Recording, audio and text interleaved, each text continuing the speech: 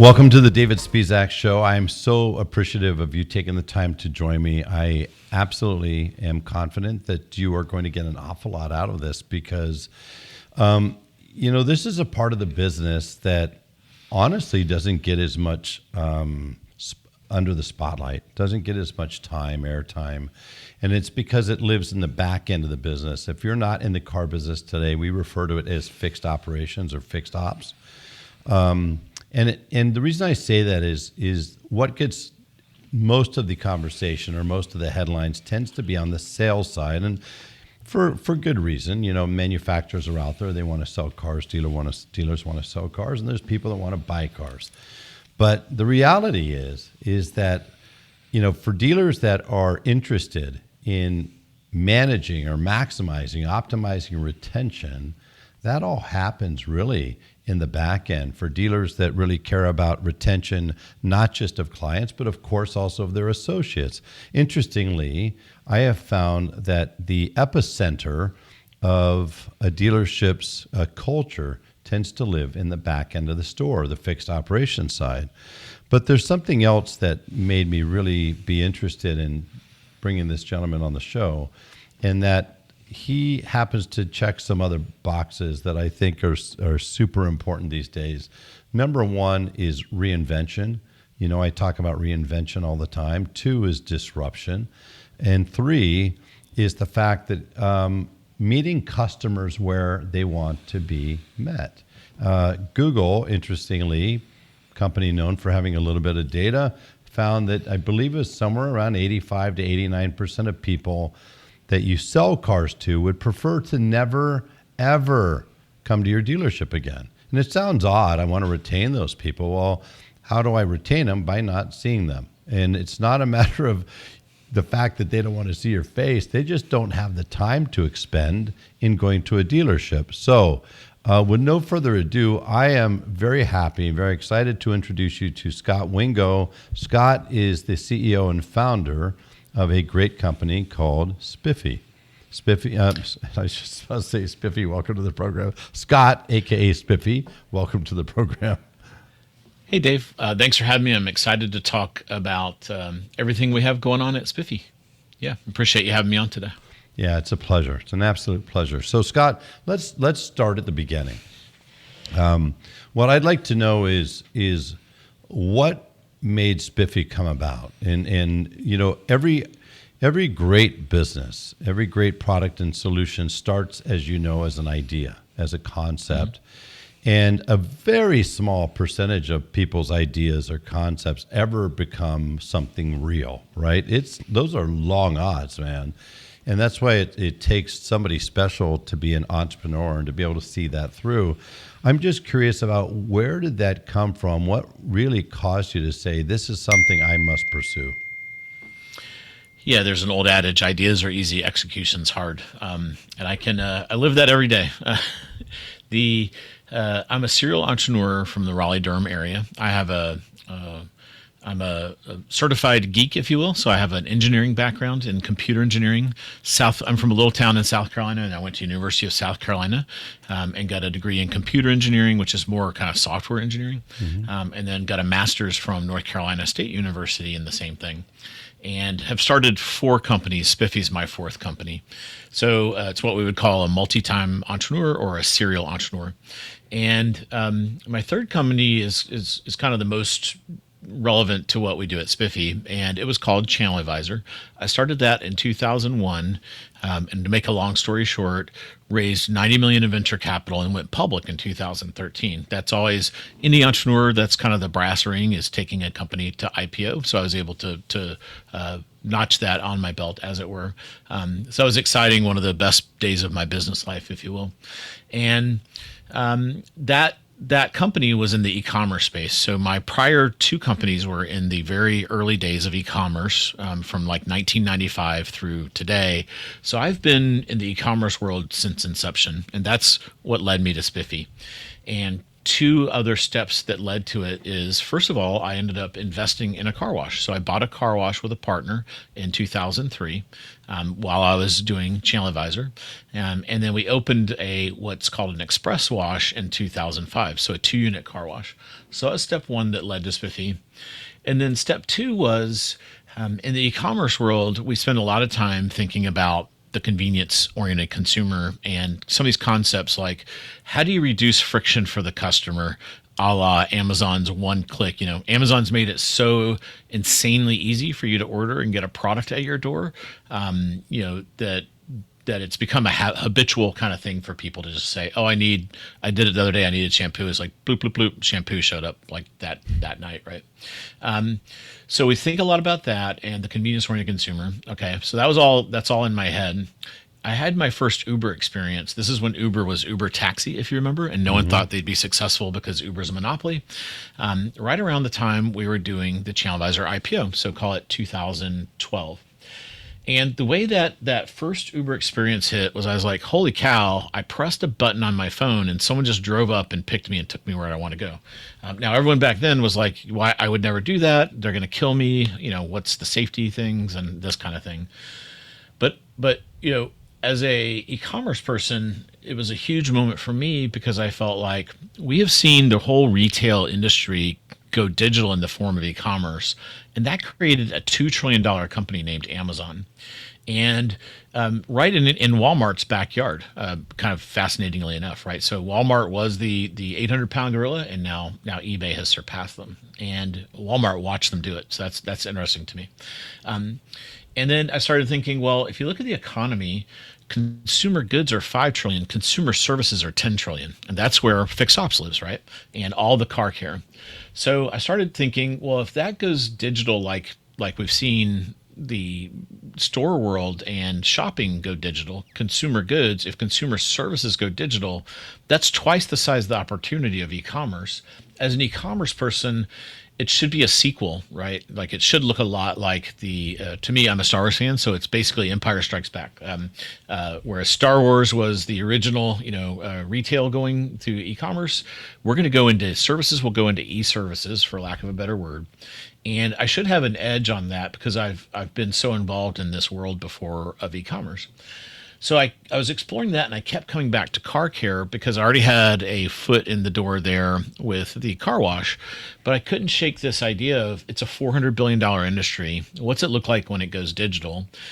If you ask, you had a good point from the Google survey, right? If you ask people what services cause a lot of friction in their lives, car care and auto services is one of them. Pharmacy is another one. There's a lot of them. Anything around healthcare is there, but I don't know anything about those worlds, and I know that I don't want to deal with hospitals and insurance companies and all that stuff. So I kept coming back to car care as the place to go try to do something. And in 2014, basically 10 years ago, we started Spiffy with this idea of pulling that thread of what's it look like when car care goes digital. And if we, could we build an Amazon for car care? And what does that look like? How does it impact you in your daily life? What's that experience like? And that was the idea of Spiffy that I've been working on for 10 years here. So I want to go backtrack a little bit because I don't want to gloss over for people this. I don't want to discount in any way or diminish in any way any entrepreneur that comes up with an idea and has the commitment and the fortitude and the relentlessness to see it through. It's truly something that is special, I think, and it's where, if you think about this, for anybody listening, it's where innovation comes from. If you think about it, anything that is any form of innovation, whether it's consumer service innovation, whether it's technical innovation or anything else, it comes from those types of folks, and so I love them all. But you're not your average startup guy. By the time you jumped into this thing at 2014. You were a very well-known person or entity as an entrepreneur because you didn't just create something that was successful, but to your point, you were able to take it to where most people consider it to be the highest honor, highest level of achievement, which is taking a company public. And that's a company that didn't dabble in e-commerce. It was in the center of e-commerce. It helped to power e-commerce or companies that were involved in e-commerce. So you know a few things about this space, about the digital space, and especially about what is it that makes consumers react so favorably to it. The second thing I wanted to just touch on was your reference to Amazon and the fact that they make it so easy, Scott. I tell businesses all the time. I just told some dealers last week, listen, the number one rule of any business is make it as simple, fast, and easy for me to hand you my money, right? Mm-hmm. And yet, every one of us are going to have experiences literally today or this week where seemingly most businesses still don't seem to understand that. There are obstacles. They make it harder than it has to be. It's time consuming and a bunch of other types of things that make it easy for us to say, I don't think I'm going to go there anymore. You, on the other hand, are trying to tackle something. You're not trying. You have tackled something already that is one of the tougher things, I believe, to be able to solve, which is how do I help a customer give them back their time, allow them to do what they need to do with their car, but do it in a way that's simple, fast, and easy, allow them to leverage the digital platforms that they're so familiar with at this point, and potentially also allow dealerships, because I want to go there, but allow dealerships to be able to have yet another way to be able to increase their business without necessarily having to make people show up in the service drive. So there's an awful lot here, and if we can, I want to unpack as much as possible for the people listening. Sure. So let's start with this. So talk to me about the merging of the operational side of your business and the digital side of your business, and what you did in order to make that as simple and easy for the people that are actually also not just using your service, but the people conducting these service operations for consumers. Yeah, a lot of the thinking comes from marinating in e-commerce, and kind of a seminal moment in e-commerce right after the Great Recession of 08 and 09. Deloitte came out with this paper called The Great Bifurcation of Retail. And in there, they did all this research into consumer behavior. To me, that's like the core. It's like the ultimate first principle of any our businesses being anything around a consumer is really understanding how they behave and think. This had a huge impact on me. I talk about it all the time. And basically what that report, to boil it down, says is right after the recession, people's reaction was very interesting. You saw this, there was like this big cohort of people, and they split into these two, and this is the bifurcation. They split into these very interesting buckets. One is the convenience-oriented consumer, which we'll talk about. But on the other counterweight of that is the value-oriented consumer. And this was a reaction to the Great Recession. Some people said, that was really terrible, and I made it through, but I realize I want to spend more time with my family, and I'm going to reprioritize my life to make sure I don't miss another soccer game, kid's birthday, and that kind of thing. And that's convenience-oriented consumer. The mental framework they deal with is they understand opportunity cost, right? They understand if I choose to do A, then I don't get B. So that's the convenience-oriented consumer. On the other side, a reaction which would make total sense is, that was really terrible. I never want to get in that financial situation again. I'm going to save every penny I can. And they view their time as worth nothing, and they will always be driven by the price of something. And so the way this expresses itself in the retail world is you had one set of retailers do really well, and another set, and then one do really bad. And that's what led to this research, is like, what's going on here? The people that did well appealed to the value value-oriented consumer. So dollar stores, even today, if all of retail grows 3%, dollar stores are growing 6%, wholesale clubs, and then outlets. And then you had convenience-oriented plays like a Nordstrom, for example, Amazon, of course, Instacart, and then all the things we on the convenience side take for granted today. DoorDash, food delivery, all those types of things. Where the consumer left was, and some of these names will be familiar, is Sears, JCPenney, Macy's. These used to, back when you and I were young, it used to be convenient to go to the mall because you could go there, spend 4 hours, and hit every store and get all your shopping done, and there was a social element. In today's world, that has too high a cost for the convenience-oriented consumer, so they don't go to the mall. If they go to the mall, it's very transactional. I'm going to the Apple store to get my phone fixed, and I'm leaving immediately. For the value-oriented consumer, it doesn't appeal to them either because Sears, JCPenney, Macy's, those are not the cheapest options. So they were left without a customer base, and that was what led this research to exist.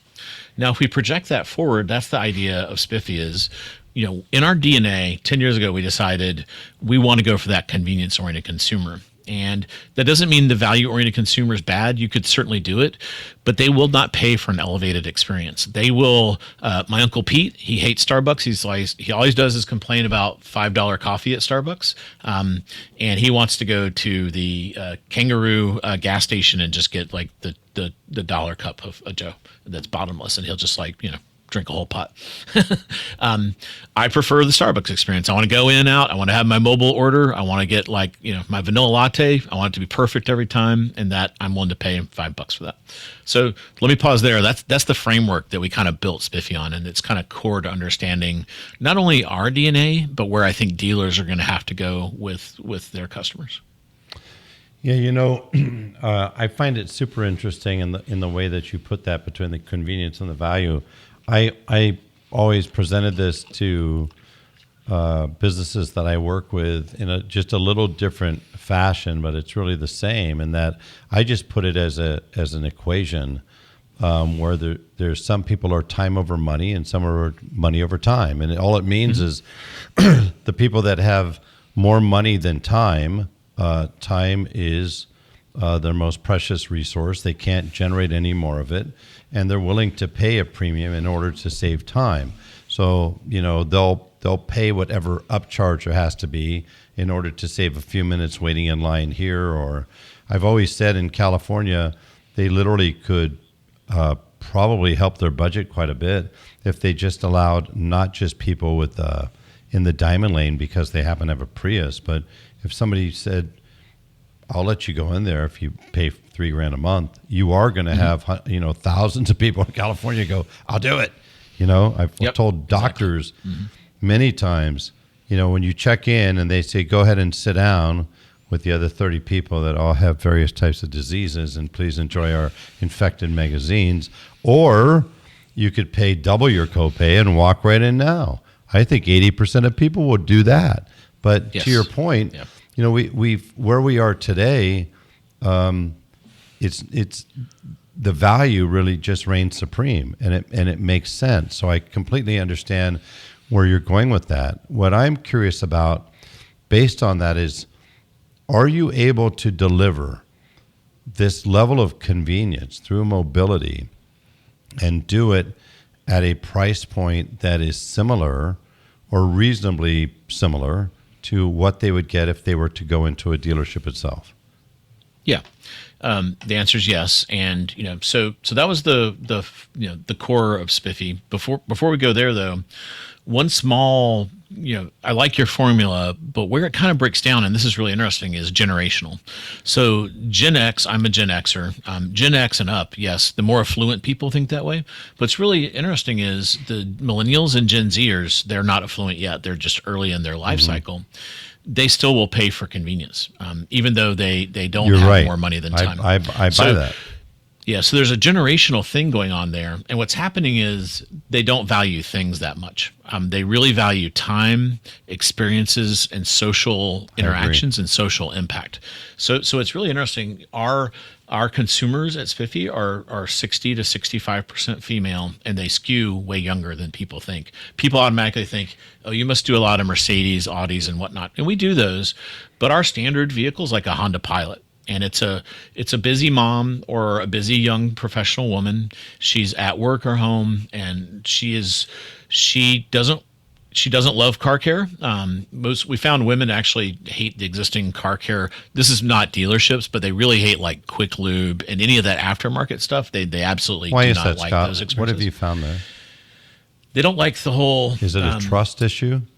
It's a trust issue. They feel like they're taken advantage of. They feel like the vehicle gets on the lift, and they get taken advantage of. Little lady, I wouldn't let you out, my daughter out of here if I didn't, drain your brake fluid. Little lady, and somebody's saying little lady. Young man. Wow. Young lady. Whatever it is they say, it feels like down talk, demeaning. and they hate the experience, and then they get the double whammy. They go home to their significant other who's like, "Wait, you went out for an oil change and you spent $300? What? Why'd you let them do that to you?" And so then they get like the double punch. So, and then they hate the tippable moment. Women don't like the tippable moment. I think guys kind of like dig the tippable moment. It's kind of like I'm gonna all right, here we go into the tippable moment kind of thing. Women,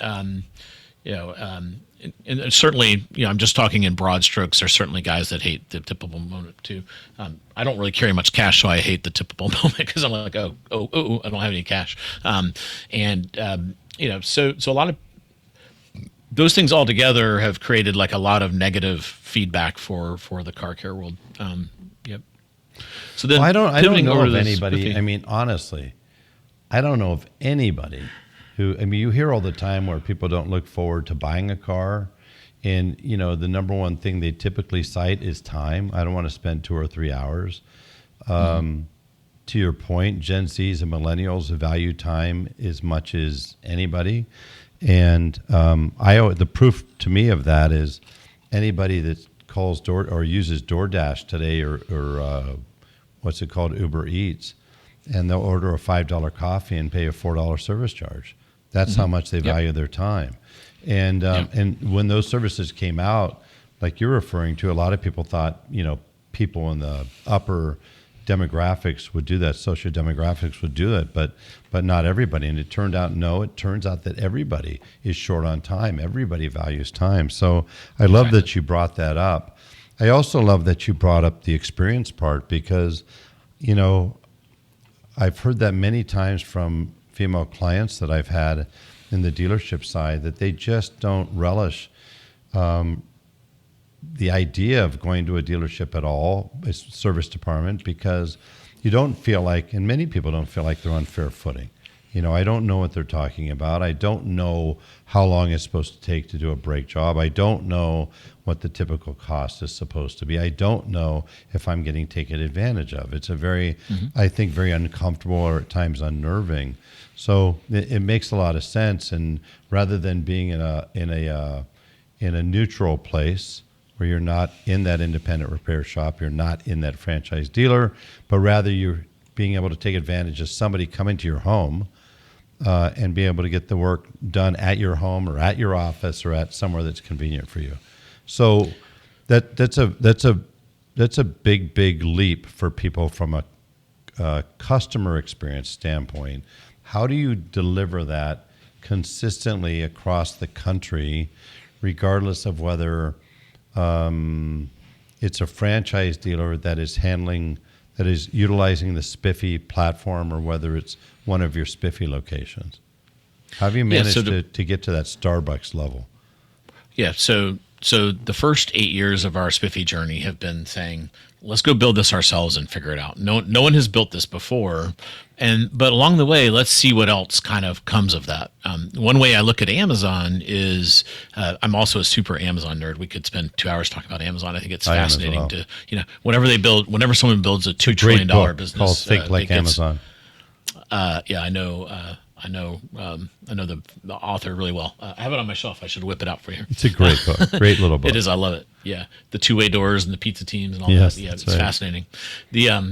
So the way I think about Amazon is it's this really big retail business, but then that spun off their marketplace business, and that's what my last company worked with. And then, those two things started the cloud business, AWS, which is probably a better business than the retail business. And then the newest business is their ads business, which is just basically pure margin. It's like a Google like business.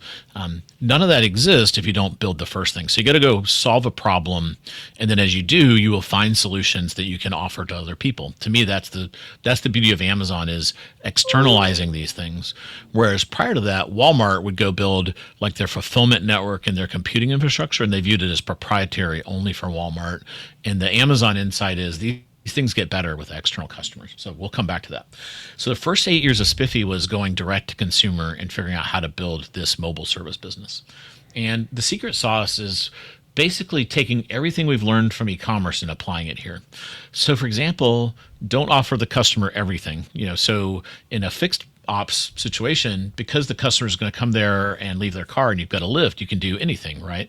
I can pull the engine if I need to, and whatnot. I can change the transmission. That doesn't work in a mobile context. So the things that have to work in a mobile context are those bite-sized, repeatable things. And they end up being car wash and detail, oil change, and tires, and some light repair. The number one would be brake repair, but there's a couple other things you can do there. Because what you don't want to do, this model does not work, and this is what dealers that go through a failure cycle come to us, is they basically take the whole fixed bay and think they're going to make that mobile. And that doesn't work because the consumer, for the economics to work, because they're not coming to you and you're going to them, you can't do a diagnostic. I can't go to the customer. I can't have a customer call me and say, when I turn the car off, it goes wug, wug, wug, wug, wug, push. So, so now I'm gonna have to go run a diagnostic and I have to go visit them twice. That doesn't work. That's not e-commerce. It needs to be order it, deliver it, done, bite-sized chunks. So that's secret step number one, is you've got to make it into a SKU, if you will, a very definable service we're offering, and that's it. That we're not there to do a diagnostic and find a bunch of things. So that's step one to making this work. So you have to be very disciplined, menu based, keep it simple for the consumer, keep it simple for the business that's executing for the consumer. Yes. Right. Yes. Exactly. With In-N-Out Burger, right? The height of simplicity. Do you want a single or do you want a double? That's it. That's it. Right. So, okay, keep it simple. That's great. And then, what did it take you? What did you learn, and where has it taken you today in terms of the merging of the hardware side and the software side in order to bring about a very successful outcome for the business, but an equally successful, wonderful experience for the consumer? Yeah, so on the Spiffy core side, just to give you an idea, we've been at it 10 years. We are in 30 markets. We have about 400 technicians. We're coast to coast in the U.S. 400 technicians that work for Spiffy? Yep, and they are our employees, so we W-2 them. We also found the convenience-oriented consumer, they are a lot of things, but our brand promise is, as Starbucks is to coffee, we are to car care. We have to deliver on it. So we can't say to them, hey, we're going to come do a wash or oil change or something. Here's some third party that's going to do it. I can't say to you, Dave, here's this elevated experience. Here comes Joe's Car Wash LLC. I hope he does a good job, but call him, not us. You have to own the customer experience. Dealers know this well, but a lot of people in the startup world of services, they don't want to have employees. They're like me, they're computer nerds, and they're like, I don't want employees. So they set up these marketplaces, Uber Eats, et cetera, are these 1099 gig economy things. That's great, and it works for that model. But if the brand promise is I'm going to deliver a better experience than the existing car care infrastructure, you can't outsource the experience. So we insource it. We have our own employees. And if my brand promise is, Dave, I'm going to make your car look almost like the day you bought it, I have to bring a lot of equipment. I can't ask that employee to just kind of do that in their vehicle. So they use Spiffy vans. So we've had to develop a lot of hardware to develop on this. And since we're car people, our go-to is a Transit 250. So it's a cargo van, and we like a low roof because it can fit in parking decks. And we put a lot of equipment in that van to make sure it can do the basics. We have two vans. We have a combo van that basically is everything but tires. It can do wash, oil change, brakes, blades, bulbs, batteries. And then we have a van that is specialized for tires, and it's a bigger format van, high roof, long format. Almost like a Sprinter van? We like the Sprinter. It's a little bit too expensive. We also, you have to be cheap in this world of mobile. So we actually go with the Transit platform. It's a little bit cheaper. Yeah, sure. But we do like a 350 well. long, extra long for that. And then I'm curious. I'm just curious. It pops in my head, but to do tires or oil changes, one thinks automatically I'm going to have to put the car on a lift. Certainly to be as efficient as possible. Is there a miniature lift or is it a manual lift that these guys are using? We do have lifts. We use air lifts. So they are they basically use a balloon type of mechanism to lift the vehicle quickly. We don't lift the car most times, so that's maybe a 5% of the time we need to lift the vehicle. If it has a skid plate or something like that, to change the oil filter. So step one is, and this is like the keep it simple kind of mindset. So for example, for oil change, we don't drop the drain plug. We vacuum the oil out through the dipstick. So we've created a vacuum system. Wow. We used to use commercial off-the-shelf ones. Brilliant. We found they're not fast enough, so we created our own vacuum. This is where we've had to do a lot of hardware innovation.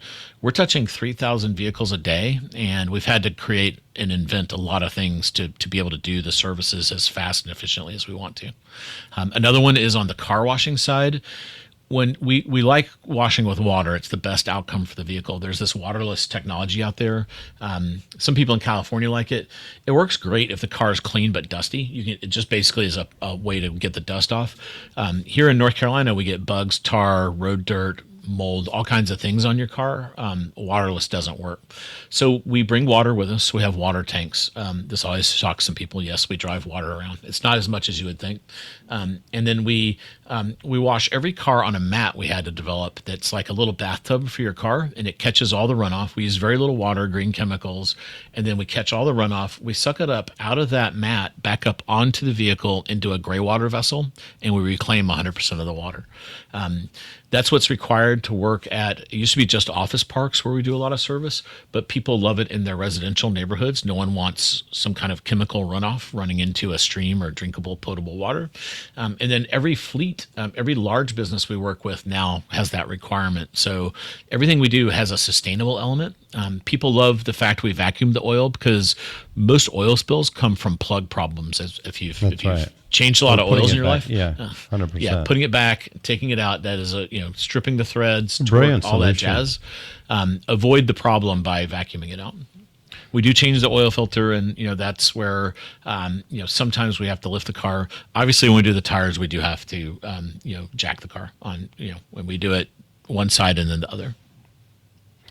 And the tire trucks have this is another question I get a lot. They have a balancer and a mounter inside of the tire vans, and they're we've used Corgi equipment because again it's a little bit cheaper than some of the state of the art stuff. It probably couldn't handle an exotic vehicle or a Corvette or something like that, but that's okay. Again, we're just trying to solve the 80% of the problem out there that's simple. We don't really want to do a lot of work with long, what I would call edge cases. Those should go to a specific dealer. So part of making this work is knowing when to say no as well. So let's pivot. So first and foremost, congratulations. I mean, and you are a testament. Here we are.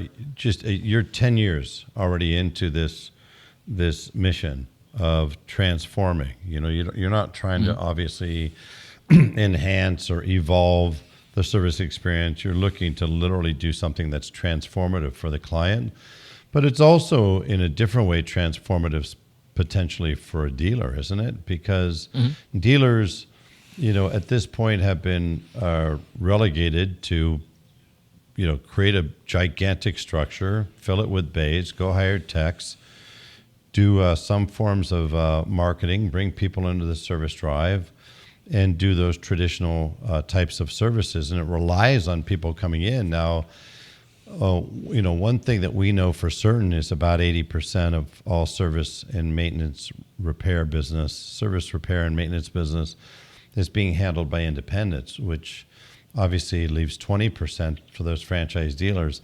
When I'm inside of a franchise dealer, I like taking a dry erase board, or I'll do it sometimes on my screen using my laptop, but I'll say, okay, let's do a side-by-side. There's the independent on one side, and there's the franchise dealer on the other side. Now, one of these entities is going to get 80% of the business and the other 20%. And let's look at them side by side. Who has the nicer facility? Well, the franchise dealer. Who's got typically the cleaner facility? The dealer. Who's got the most advanced technology? The dealer. The highest training? The dealer. The longest warranty? The dealer. Factory parts? The dealer. What about waiting areas? The dealer. Substitute transportation? The dealer. Well, then logic would dictate it's a slam dunk. The dealers must be getting 80% of the work. Nope, they're getting 20% of the work. So why is that? We'll go back. I'll circle back to what you were saying earlier in terms of value and convenience. That's an equation that can only be solved by each respective client. Do you agree with that, Scott? I do. Yep. And the fact that 80% of the time they're saying, no, I'm not going to go to the better facility with the better warranty, with the nicer parts, with the better trained technician. I'm going to go over here. I think says an awful lot about where you're going with your business, because that's a matter of meeting customers where they are. Why do they go to independents? It's fast, it's simple, it's easy, right? But there still is a challenge for me. It doesn't solve the trust issue. There's a challenge for me. I still have to get in my car and go there. And what you're doing is almost marrying the two together, it would seem to me, because this is fast, simple, easy, clean, professional, well-trained technicians, right parts, but I also get all of those convenience things that I love. So I want you to, we know what the benefits are, seem to be just crystal clear from a customer's perspective. What is this done when you've been able to work with a dealership who is using the Spiffy platform? Maybe if you could talk about that and tell me how that's transformed their side of the business. Yeah, so the journey there is kind of 2019 and very early 2020. We had some dealerships come to us and say, we're trying to figure out mobile service and we can't get it to work. Can you help us? And we said yes. Then COVID happened and the world changed for dealerships, and they made more money selling cars than they ever have before for a couple of years. So they didn't call us back, which is fine. We were dealing with our own situation. And then in 2021, we launched franchising because we had all these entrepreneurs and businesses that were coming to us saying, I want to bring Spiffy to my town. And our goal is to be in bigger markets. Of those 30, we're in Philadelphia, Raleigh, Charlotte, Atlanta, Dallas, big cities, major metros over 1 million has been where we're opening. So we thought, okay, this is interesting. We get all this demand from small markets, so we'll put some of these in small markets and see what happens. So we signed up, call it 15 franchises, and they've done relatively well. But by far our most successful is a dealer that came to us and said, we want to bring Spiffy to Indianapolis. And they've done very well with it, but they ended up being a car dealer. And so they operate, they kind of do a hybrid model. They operate under the Spiffy brand in Indianapolis, and they have the exclusive just like a franchise would. But then they have connective tissue over to their dealership where they introduce it into those. It makes their customer acquisition cost insanely low because they've got all these not captured, but known customers over on the dealership. And then just in the last 2 years, it's kind of come back. So starting in 2022 and really last year in 23, more and more dealers have come to us, and even OEMs saying, we really think, and a lot of this was spurred by two catalysts. Number one is Ford has really embraced mobile service, and we can talk about that. And number two, we had a distant competitor called RepairSmith that got acquired by AutoNation, who is like one of the top big public companies. And I thought, well, this is going to really crack that open. And then nothing happened until they rebranded it AutoNation Mobile Service, and they've tied it into the F&I process. And then that has made the dealer world really wake up.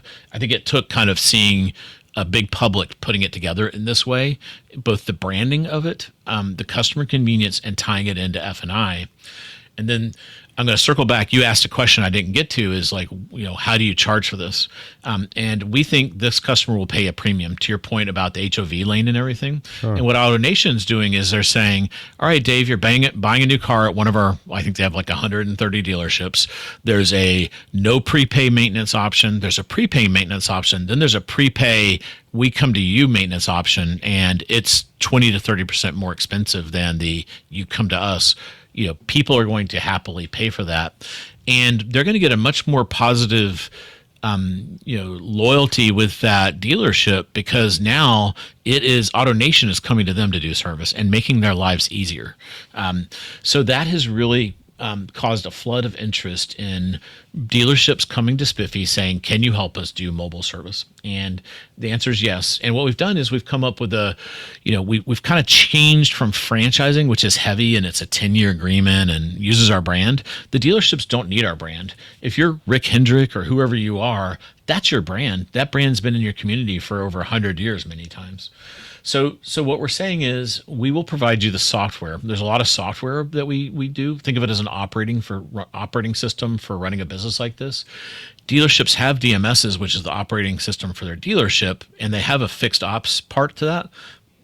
But it's a different problem. Fixed ops doesn't require route optimization and scheduling vans and where they go and where are they and all this kind of stuff. Yep. So that's what our software adds to the DMS. Think of it as a DMS add-on, really. We're not asking you to replace the DMS by any means.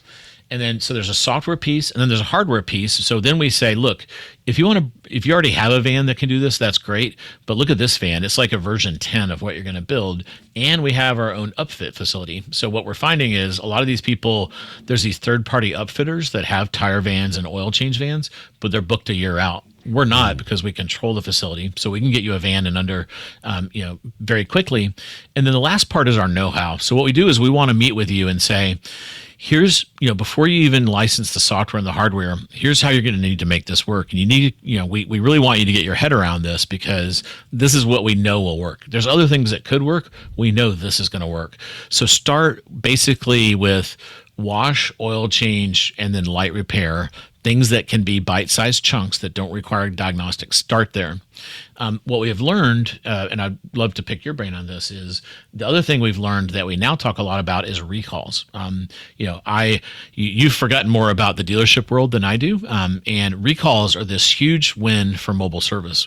We have dealerships that are running multiple vans just doing recalls, because the OE will subsidize that, many times 100% plus. Because they are pushed by the government to get high adoption rates of these recalls for safety. Consumers hate them, right? If it's a life-threatening thing, they'll do it, but that's about it, right? They don't want the inconvenience of a recall. However, if you say to them, Mr. or Miss Customer, we're going to come to your vehicle and we just need it for an hour, and we're going to do these 3 things because you have open recalls. Is that okay? And they're like, can I schedule it? Sure. When do you want it? When are you not busy? When can we do it most convenient for you? The recall rate is very significant for mobile compared to come to the dealership. So that's another big learning that we now have baked into our best practices. So we put all that in a bow. So know-how, software, hardware, and basically within 60 days, we can help you launch a very successful mobile operation and avoid all the pitfalls that you're likely to fall into. One of the things, under your brand, your people, we're the helpers. We're not the doers. It seems to me that it sounds like if a franchise dealer was interested in deploying mobile service, and most franchise dealers that I know, when you talk to their fixed operations leadership team, they really understand. They get it. They understand the value of mobile service. They understand the value proposition for them. They understand it for the customer. But as you said earlier, it's one of those things that they don't have a level of confidence that they could do it in a way that is going to be manageable, sustainable, successful. And you've created that platform for them to do that. What you just mentioned is something that, I've touched on more times than I can possibly count. Every service department in America is looking for more repair orders. They want to increase their number of repair orders. Every service department in the country today, it's the last day of the month, would have hoped to find some way of getting in another 50, 100 additional repair orders. And yet every single one of them has special order parts sitting on the shelf that somebody ordered for a client, and the client hasn't come back in for that operation. They have recalls that haven't been done. They have people who have bought a car and have gotten free maintenance from the OEM. They get a couple years of free maintenance. They haven't come in for the free maintenance. Then they've got what could be causing this? Yeah, right. Let's follow along, everybody at home. What is the common theme here? they've got free what we call WIOs. In other words, you go in, you buy a car, and something was promised. Hey, they were going to fix this, they were going to do this, they were going to add a trailer hitch to my car, whatever it might be. And there's tens of thousands of dollars of WIOs. WIOs are essentially like a gift card. In other words, come in, it costs you nothing. And they've got warranty work that was declined. So you have these 5 massive channels, and yet they can't get people to come in. What is the common theme? They don't want to come in. Well, wait. It's convenient. Oh, wait, I'm sorry. It's free? Inconvenient. Yeah, I still don't want to come. Oh, I don't. Wait. You're going to do this for me and I don't have to pay anything? Yeah, I just don't want to come in. So it's just a matter that people, there's nobody out there that has more time than they could use. Well, maybe a handful.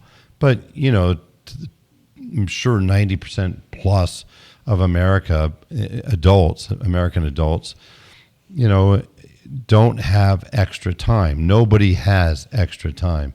I was reading in a Harvard Business Review article about a year ago. The article was about busyness, and where I don't know, God knows who tracks this stuff or does this research, but the number of times people say that I'm buried or I'm slammed when you ask how are they doing, oh my God, I'm buried, has gone up dramatically in the last 15 or 20 years. So it's really interesting, this convergence where you find yourself where the more technology that has ended up in our laps or on our desk has seemingly not found us time, but has cost us time. And I won't get into why. Maybe it's distraction, maybe it's disruption, who knows. But the reality is, as we sit here today in 2024, if you ask most anybody you know, is the year going by faster? Yes, it is. Is the months going by faster? Yes, it is. Are the days going by? Yes, it is. Do I have any extra time? No, I don't. So it seems to me your timing for this is perfect. And from a dealership's perspective, if you could give me a way of being able to provide for my client base, a way of making it fast, simple, and easy for them to do business with me, boy, oh boy, that just has to be a great thing for those franchise dealers. I would imagine that both them and the OEMs are likely to start reaching out to even more than they have in the last 2 years as you go forward in the next 2 years. Yeah, 10 years ago, it was like, it could go this way, and now it's kind of obvious, right? Like, you know, I don't know where you are, but you could take out your phone and get a piece of pizza on your desk in 30 minutes and any other food in an hour and probably nearly any basic product by the end of the iPhone. day. Could order it now. It's here in an hour. Yep. It's the remote control for your life. So we are busier. A lot of it is we want to spend time consuming social media, but then this also is a release valve because you can, like, you know, you can have things ordered to you very quickly and gives you some reduced friction in your life. That's another part of our secret sauce. A lot of dealers we talk to, also what we do is we build a mobile app for the dealer. And we've had some dealers reject that and say, we don't want to have a mobile app. And, you know, we can definitely integrate with their website and do those types of things. But, you know, the app is part of it for the consumer because, you know, and imagine that's like the most valuable real estate. You really need to be on there. And they're not going to be like, oh my gosh, I need to look on my phone for my dealership app. But, you know, imagine it wakes up and says, hey, Dave, remember you got an oil change coming up. Can we come knock that out for you? You prepaid for it. You're most likely to say, oh, sure. And then you schedule and you say, all right, I looked at my calendar. I'm free next Tuesday at 2. Awesome. I got that off my task list in 5 seconds. You're more likely to do that than, you know, you need to call us and figure it out. And, you know, you're going to have to be here for maybe an hour. And if we find some other stuff, maybe it's 2. Now you've got to rechange your whole schedule and go to the dealer. Like no one wants to go through that anymore. Yeah, I agree with you. Is there, why do you think some dealers push back on the mobile app? It's one of my favorite books, aside from the Amazon book we share a love for, is The Innovator's Dilemma. And, you know, and this is this is just like a known behavior, so I talked to a lot of these dealerships, and these are it's amazing. You talked about entrepreneurs, and I'm sticking with it for 10 years. These people have stuck with it for 125 years and 4 generations. So a lot of times you go to these dealerships, you're talking to the great grandson or something like that of someone that had the idea to bring Toyota to their town or Ford or whatever. It's pretty amazing. From a long-term entrepreneurial standpoint, auto dealers are awesome. Alert from exchange password required. But what I saw in the e-commerce world is you go to I'll pick on Walmart.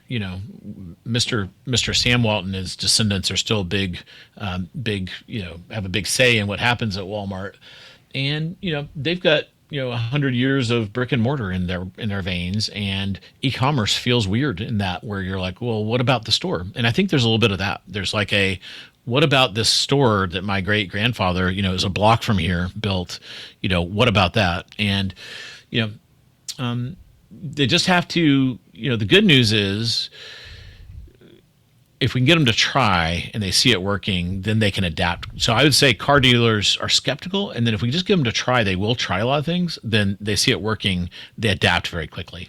Whereas brick and mortar would be like, they would go and say, I see it working, I still don't believe it. It just takes a while to wrap your head around a new way of doing business. It's becoming. Like in the retail world, that's not a thing because it's so obvious, right? You can't drive around and not see an Amazon van, and you're kind of like, that's a lot of Amazon vans. I think it's becoming obvious, and people are really opening up to the idea of it.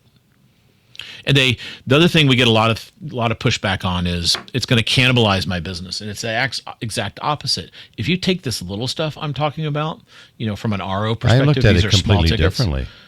Yeah, and you get that out of your shop, and now you've got all these people out at the customer finding things to bring into the shop. So the model we like is you come do your oil change, and they see that you have a check engine light on. They can run a diagnostic right there and say, David, we changed your oil, and just so you know, you had an engine light on, and it looks like you've got some timing issue. It's around, on a level of severity, it's a 2 out of 4, but it's just something you should think about and bring to the dealership.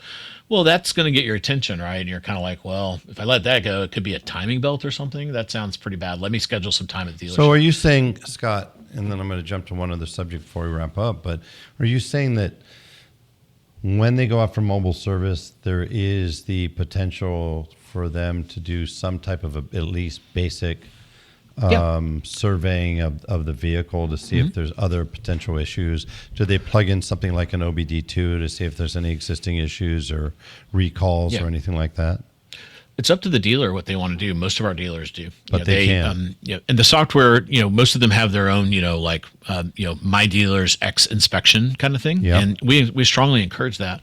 Well, the way it has to be though in the e-commerce world is it has to be opt-in. It can't be, I've got your car on the rack and I've got you kind of held hostage. So in the mobile context, it always feels opt-in, and the customer likes that. They like, especially if you can provide them with a little bit of education that says, so for example, with tire treads, we do a lot there to educate the consumer. We found the consumer gets befuddled by the 30 seconds talk, like you're at 2 30 seconds and 5 30 seconds, and it's kind of like, what are they going to do? Take out their ruler and like look at 30 seconds. Yeah, and try people to don't understand really the difference. They don't understand why it's so everything about the seconds. car needs to be explained in clean English to the consumer, and then very transparently give them an idea of how bad it is. And it can't all be, oh my God, bring your car to the dealership right now. That you lose your authenticity and trust when you do that. I agree. So the other thing dealers initially struggle with is we take the service advisor out of the equation. They're used to this model where the vehicle shows up, the service advisor comes out, writes up the ticket, and then the technician is this nameless person in the back. Here, and it's usually a mechanic. Here we have a technician, not a certified mechanic. None of the things I talked about require a certified mechanic, except for certain recalls where you can do a certified mechanic. And the technician is got very light customer service training, but it doesn't matter because the interface is the phone. Most of our customers don't ever meet the technician. And if they do, in today's world, this isn't like Disney levels of, this isn't the Four Seasons levels of training. It's just like greet the customer, answer their questions. And, if you don't know the answer, tell them we'll get back to them. So and that's it. Couple things just to wrap up. Number one, the the average level of experience of the people that are technicians doing this type of work, being that it's menu based, it's typically maintenance. I take it that these guys don't need, or these ladies and gentlemen don't need years of experience. Yeah, we most of them don't have experience. We train them ourselves. Okay, so you can walk in literally today, or answer an opportunity if there was one for Spiffy or somebody using Spiffy's platform, and you literally could jump on there and you can become a certified or trained technician who can easily handle everything that's within the number of services that are provided. Yes, we start them on a little career path. They start as a wash tech, and then they work their way into oil, and then tires, and then they can do some light repair. And then we actually have a career path where we then put them into certified mechanic. And this is how you solve. This is another thing dealers have really enjoyed that have launched this. Is it gives them a new career path to bring people into the dealership. That's where I was going with that. And yeah, you guessed correctly. And then get them into the career path of ASE, because there's a shortage, as you well know, of this. And the only bidding them up across dealerships isn't going to really solve the problem. It's a race to the sky. It's a wicked game of musical chairs that most dealers have been playing in their communities. Just poaching technicians from each other. That doesn't really solve the problem. But this is a really unique an effective way of bringing new people into that opportunity of ultimately becoming a fully certified technician. So that's really cool. Second question, services. You think about in terms of the basics like tires and oil and things of that nature, but I did notice that you also do have the potential for doing other things. For example, removing odors from cars, or potentially down the road dents and dings, or potentially other types of services that can be offered by that dealership at their discretion, right? Mm-hmm. Yeah, exactly. At Spiffy, what we've decided is keep the consumer simple, and then for fleets, we do a lot more work. So with fleets, we'll do all kinds of things.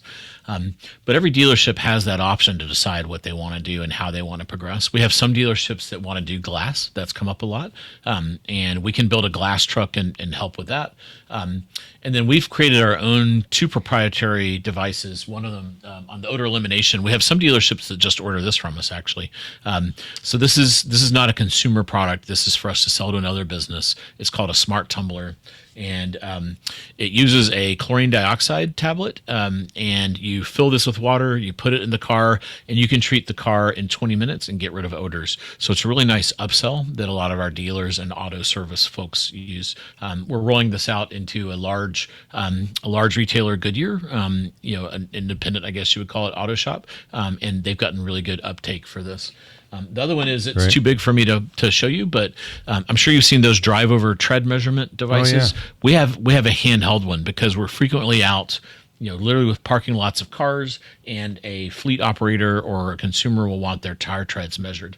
And we developed a device that it's kind of on a sled, and it's got a tablet on it, and it gives you that same level of being able to run tire scans, but not with a fixed kind of installed thing, because many times you don't have a choke point, and those are very, very expensive. And in certain climates that have bad weather, be it lots of rain or snow, they're very faulty because they're in the ground, getting contacted by heavy weather. So that's another thing. If people are interested, we'd love to Scott, chat with I'm just curious on that one real quick. Is that one detecting my tread depth as well as my tread wear, as well as do I have potential alignment issues, things of that nature? Exactly, yeah. Okay. So what it does is right there in the field, it gives you an immediate measurement. So thumb up, they're all green or yellow, red, right? So it uses the standards there. And then it uploads it takes a 2D and a 3D image. So it uses a camera not too dissimilar from the one that reads your face. But this won't work for tire treads because it's geared towards faces, not little tiny tire treads. So this one has optics that are designed for this. It uploads that to the cloud, and we do post-processing. In an hour, we will email. We integrate in with the DMS or whatever to email the consumer what we found that converts really well, better than like the little color coded chart, is showing them their tires, and we overlay the tread pattern in a color red, yellow, green, and the consumer can be like, "That's my tire right there," and look at and it's red on the edges and green in the middle. What's going on? Well, that's an overinflate issue, and then you can look at toe in, toe out, and all that stuff. So we exactly do what you're talking about. Very cool. So listen, it just sounds like it's crazy because on one hand, you guys you've put in a tremendous amount of time, effort, and resources initially in putting yourself front and center to say, hey, we're going to figure this out ourselves. Mm-hmm. And then once you did that, you said, okay, we've kind of started to figure this out. You've then taken the hardware side and the software side and merged it. You've then created a process that's a proven process that allows customers to get a superior experience wherever they want. And dealerships, or for whether you're using, whether it's a Spiffy owned or whether it's a franchise, so to speak, through a dealership, that's a service that a customer can rely on to get a consistently great experience, no different than going into any Starbucks in America. They know exactly what they're going to get in terms of the experience. And now you've expanded. You've got the fleet side. You also are doing things on the OEM side. You mentioned Ford, for example, and other OEMs that are starting to knock on your door, as well as franchise dealers who are raising their hand saying, hey, I would love to do mobile service. I just don't know how. I want to have a platform where I can be assured that it will work out really well. And with all that being said, on top of that, you've got the ability to layer many different types of services beyond just the baseline maintenance types of services of brakes or oil changes or tires. So it certainly sounds like you have as much time behind you. It sounds like you've got an awful lot of opportunity in front of you for Spiffy. So I congratulate you on coming up with an extraordinary idea, and just like you've done in the past with your other three companies, not just coming up with that great concept and idea, but figuring out how to make it something that can be consistently delivered at a high level, which turns this into a rather extraordinary business. So last but not least, last word, where do you go from here with Spiffy? Yeah, we're I think the thing we're most excited about is this software solution. At heart, I am a software person, and is this the software solution for dealers that allows dealers? Them to Yeah, do exactly, it? Okay. exactly. Yeah. So that's going to be our big focus for the next 3 years. We're not going to open up any new locations. We're just going to kind of work where we are on our core, our kind of original business. And this enablement business, I think, is part of our problem is our challenge at Spiffy is there's so much demand coming at us, we can't get to it all. So I think the way to really go help people capture this is to enable them to go offer it to their customers. And so that's what we're really focused on for the next couple of years. I love it. I love it. Hey, Scott, I knew this was going to be an enjoyable and informative conversation. You certainly have not let me down. You certainly have not let down anybody who's been listening in. So whether somebody is in that fixed operations, service, and parts repair side of the business as an independent or as a franchise dealer, or whether you're not in the car business at all and you're a customer that happens to own a car and know all too well what it's like to have to figure out how to get an appointment, how to get your car in and get your work done. At the end of the day, here's one thing I'd like to leave everybody with that doesn't get spoken about often enough. You talk about recalls that don't get done, declined services don't get done, and other things that don't get done, maintenances. And what people don't think about is there will come a point, it may be 3 or 4 years, it may be 6 years from now, maybe even longer, that car, you're going to make a decision to get into something else. This car is going to become either a trade-in or something you sell yourself. And it turns out not only that you could enhance your ownership experience while you own the car, not only can you make sure that your car is going to be in the best condition possible, but it turns out that in most cases, when you talk to used car managers, a car that has been maintained, that has had the recalls done, that has had the warranty work done, is easily worth $1,000 or $1,500, sometimes more than a car that has not had those records done. So the fact that you're enabling people to improve their ownership experience save them time, and ultimately, by a dealership being able to offer this, really believe it's going to contribute to higher retention, not just on the service side, but on the sales side. So, Scott, thank you for your contributions in the industry and to customer service. Thanks for taking the time to join me today. Thanks, Dave. I really appreciate it. Enjoyed the conversation. I really did as well. For everybody who's taken the time to listen, as always, thank you so much for giving us your time. I hope you have found great value in the conversation that Scott has provided to us. If you'd be so kind, please share this episode to anybody who's thinking about mobile service or anybody who, frankly, has any interest in the car business or in customer service in general. Beyond that, if you take the time to leave a review, whether it's good, bad, or ugly, I actually like them all, and I read them all. So thank you for doing that. It's how I learn, believe it or not. Wishing you guys all the best, and I look forward to seeing you all next time when you're able to join me on the David Spisak Show. Thanks so much.